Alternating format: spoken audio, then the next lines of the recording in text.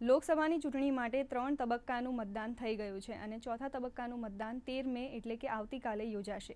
પાંચમા તબક્કા માટે તમામ રાજકીય પક્ષો આક્રમક પ્રચાર કરી રહ્યા છે।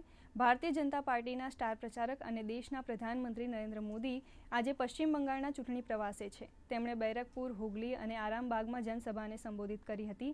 આ દરમિયાન તેમણે જનતાને CAA અને અનામત સહિત 5 ગેરંટી આપી હતી। તેમણે કહ્યું હતું કે વંચિતોનો જે અધિકાર છે, મોદી તેનો ચોકીદાર છે। તૃણમૂલ કોંગ્રેસને પણ નરેન્દ્ર મોદીએ આડા હાથે લીધી હતી। પ્રધાનમંત્રીએ કહ્યું કે TMCએ પશ્ચિમ બંગાળને કૌભાંડોનો ગઢ બનાવ્યો છે। આજે પશ્ચિમ બંगाળમાં जनतानी विरोधी सरकार है।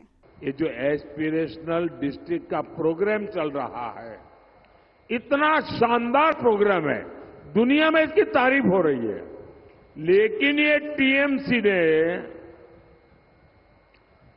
हमारे प्रदेश में, पश्चिम बंगाल में उसका बाइकआउट कर दिया है, लागू ही नहीं कर रही है।